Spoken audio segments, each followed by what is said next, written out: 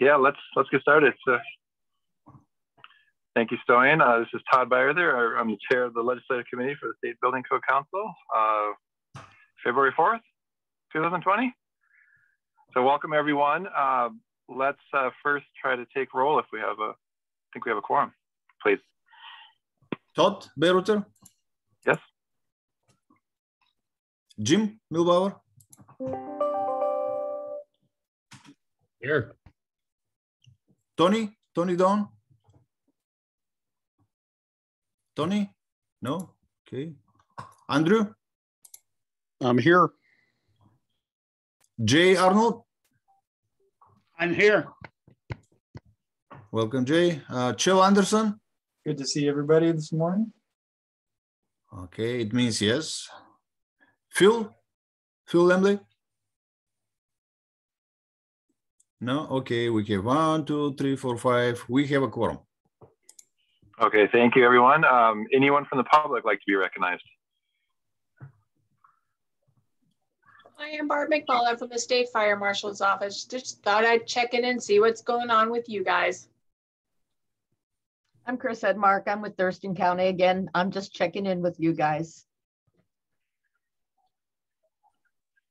Good morning, everyone. I'm Terry Beals, representing Sound Transit on regulatory and legislative issues, and like others, just checking in to see what's going on.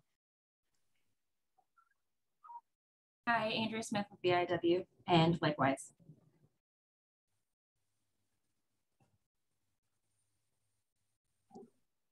Okay. If no one else, thank you.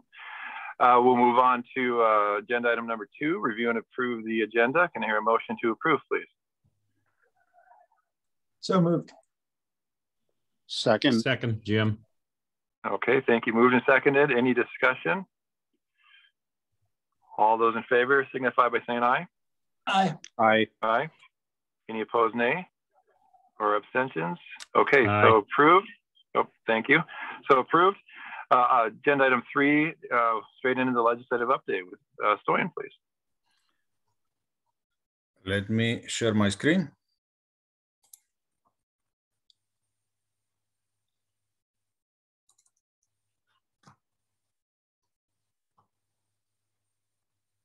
Do you see my screen? Yes, no? Yep, we can. Yep. Okay.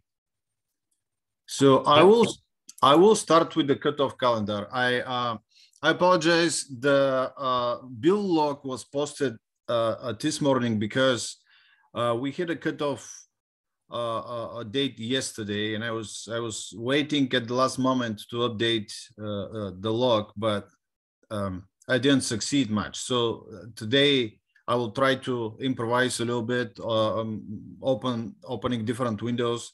So I apologize in advance, but I wanted to provide you with the current information. So yesterday I didn't have anything current, anything updated. So the first cutoff date was yesterday.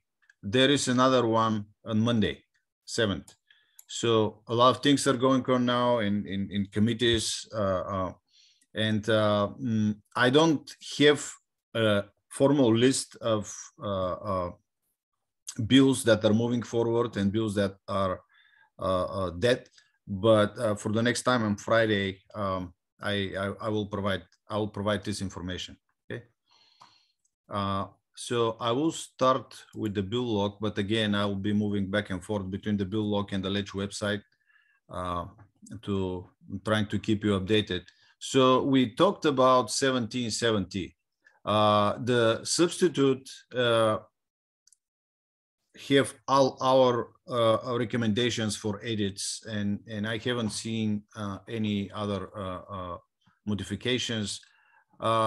Here is the last meeting that I can see. It was on January 24th. So I don't see anything going on right now. I don't have updated information for the status of this bill. If I by the end of the day, if I receive something, then I will send you an email to tell you that there are updates to this bill. Okay. The next one, 5793. Here is the update. The text in the bill is the same. Here is the update. It's scheduled for public hearing in the Senate committee. It may change. It changes very often. So if you're interested and you want to follow this bill, here is the information for now. But again, check the website, and this schedule changes very often.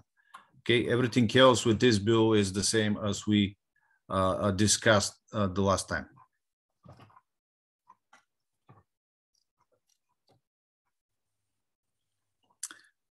This one is interesting. Okay, so HB 2085 was the original bill that was introduced. This is for temporary emergency shelters. So there was a requirement for the council to develop an appendix for temporary emergency shelters.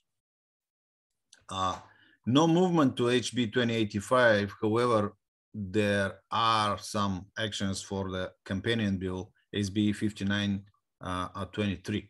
And this is one of those that I'll go to the website because 5923. So here is the bill. The House bill that was initially introduced had the same, well, similar. There is a requirement for cities and counties. A city is not required to adopt or enforce or may waive any state or local building codes applicable to temporary shelters. Okay, and the temporary shelter is defined. So this is for cities, there is one for counties, and there is one for code of cities. But section 4 that was requiring the council to develop something for the cities to adopt no longer exists. So I guess the council is out of it. So formally, there is not any impact on the council. However, there may be some on the local jurisdictions. Okay, so this is all I can share. Again, nothing for the council, but this bill kind of bypasses the council and the building code and doesn't provide any further guidance related to health and safety. You know, how these cities and counties can avoid the use of substandard buildings. We spoke with the technical staff that is working on this bill. We had a good conversation, and their goal was just to pass the cutoff date, but in the future the council may get involved, and we'll try to help with the language that will provide some health and safety measures for cities and counties. But this is what we have for now.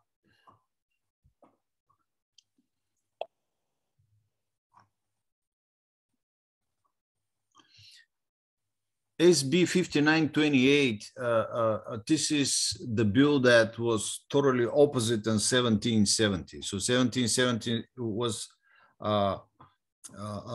proposing more energy savings. This is oriented into decreasing construction costs, so they are opposite. I haven't seen any movement in this bill, so this is why I highlighted in red. I assume it didn't pass the cutoff date yesterday, but I don't have the information to justify that.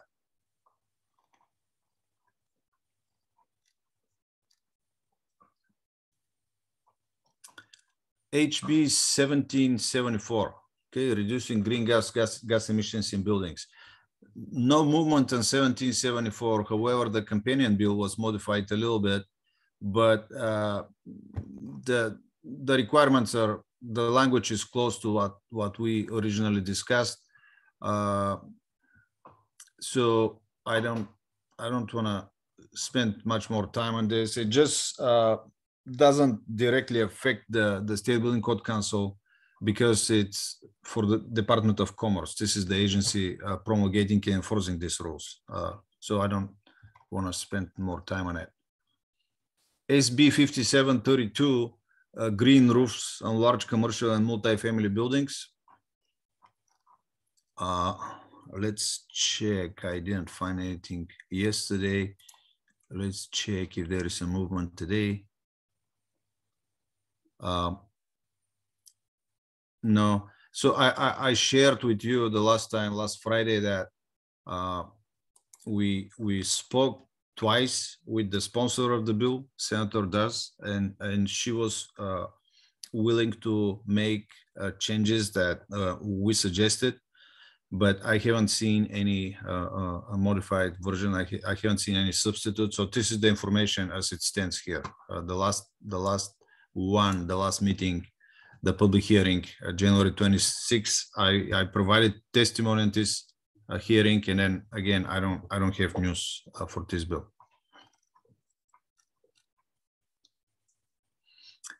HB 1971. So this is the one that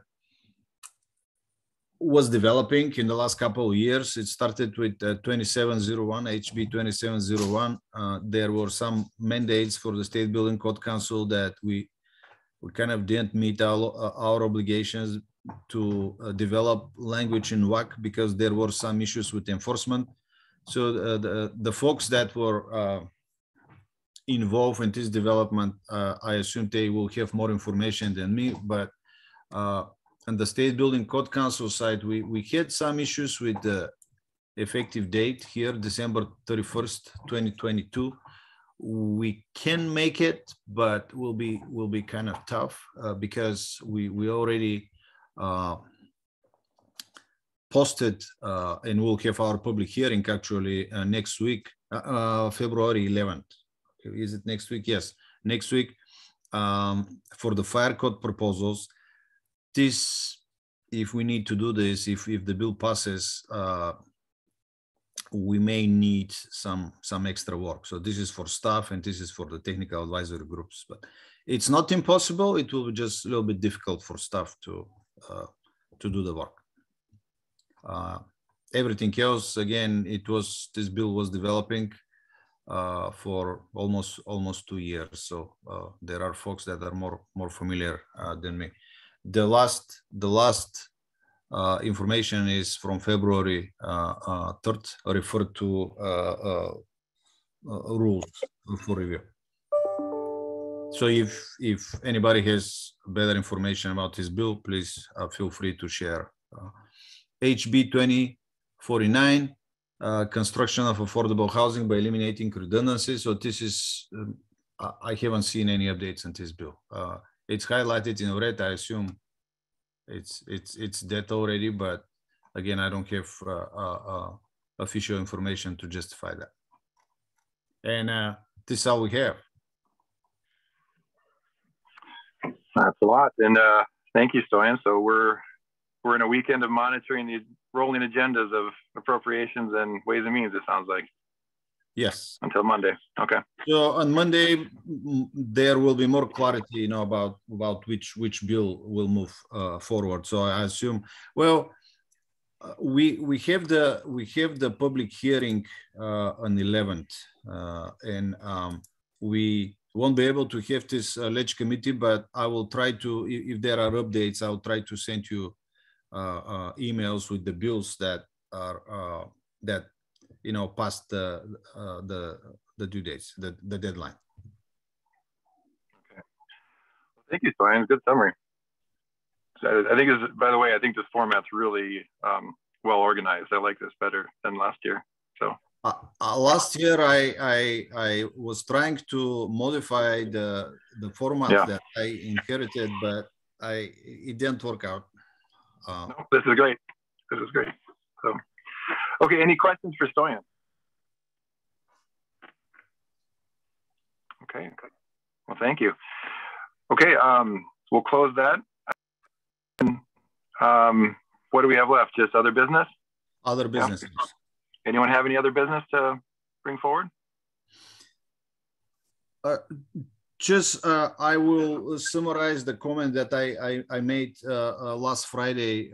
Last year, I didn't use enough DES, and I just didn't know how the system works. But they've been a big help and helping me coordinate with the sponsors of the bills, with the technical staff. So many of our suggestions were accepted, and of course I can't oppose or support officially a bill without direction from the council. But under fixing some dates, technical issues, I think DES is a good help. Agreed. I see it. I see a change, so thank you. Okay, well, with that, we'll close other business and we'll adjourn. Thank you, everyone. Thank you. We couldn't break the record last year. We had 12 minutes meeting. That we are on 16. Yeah, no, there's no way I can keep up with. So anyway, Thank you, everyone. Have a good week.